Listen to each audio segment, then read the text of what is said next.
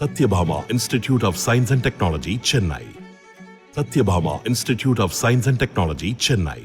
இந்தியாவை பலவீனமானதாக மாற்றுவதற்காக காங்கிரஸ் கட்சியின் இளவரசரை நாட்டின் அடுத்த பிரதமராக்குவதற்காக பாகிஸ்தான் ஆர்வம் காட்டுவதாக பிரதமர் நரேந்திர மோடி தெரிவித்திருக்கிறார். காங்கிரஸ் கட்சி பாகிஸ்தானின் தொண்டர் என்றும் பிரதமர் விமர்சித்துள்ளார்.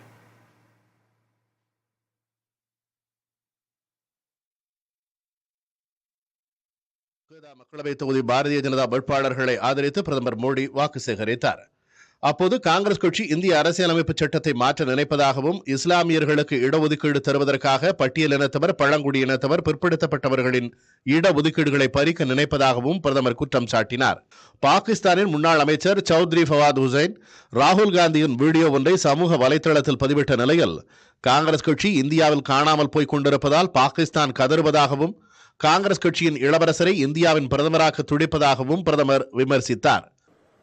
आज जब भारत में कांग्रेस कमजोर हो रही है, यानी सूक्ष्मदर्शक यंत्र लेकर के भी कांग्रेस को ढूंढना मुश्किल हो रहा है,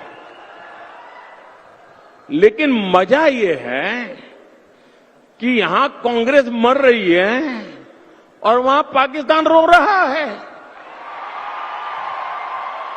காங்கிரஸ் ஆட்சியில் இருந்தது போலன்றி பாகிஸ்தானின் தீவிரவாத டயர்கள் இப்போது பஞ்சராக்கப்பட்டுவிட்டன என்று கூறிய பிரதமர், கடந்த காலங்களில் தீவிரவாதத்தை ஏற்றுமதி செய்த நாடு இப்போது கோதுமையை இறக்குமதி செய்ய போராடிக் கொண்டிருக்கிறது என்றார்.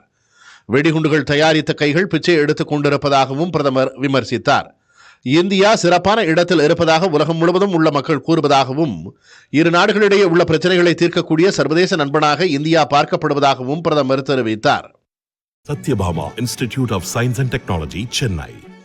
Satyabhama Institute of Science and Technology, Chennai.